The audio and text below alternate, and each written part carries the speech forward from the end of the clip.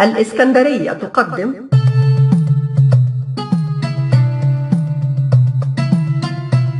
زي النهاردة.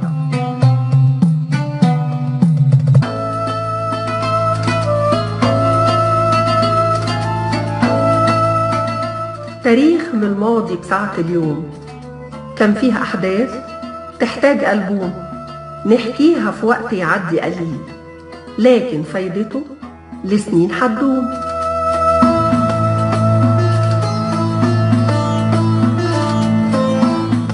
زي النهاردة.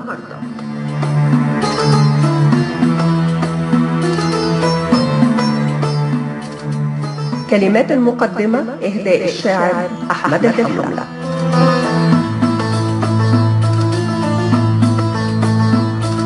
زي النهاردة إبراهيم عبد العزيز، أماني أبو السعود.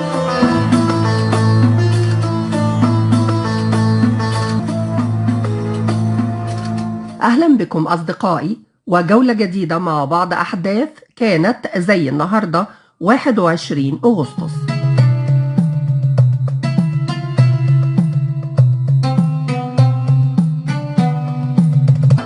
زي النهاردة 21 أغسطس عام 1969 إحراق المسجد الأقصى.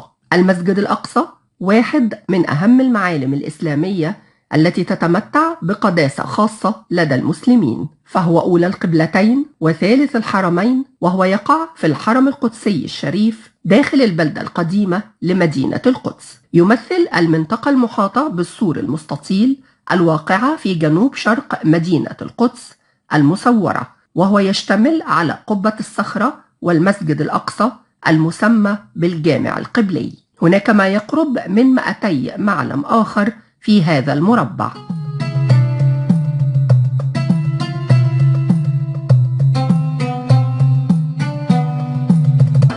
أما عن قياسات المسجد فيبلغ 281 مترا من الجنوب، ومن الشمال 310 أمتار، ومن الغرب 491 مترا. تشكل هذه المساحة سدس مساحة البلدة القديمة.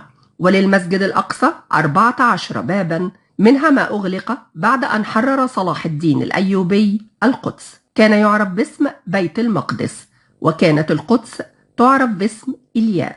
ومن معالم المسجد الأقصى قبة الصخرة والمصلى المرواني والجامع القبلي.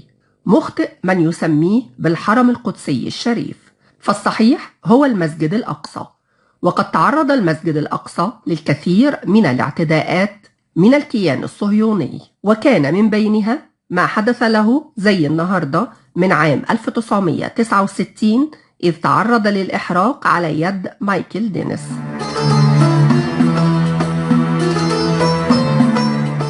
زي النهاردة إبراهيم عبد العزيز، أماني أبو السعود.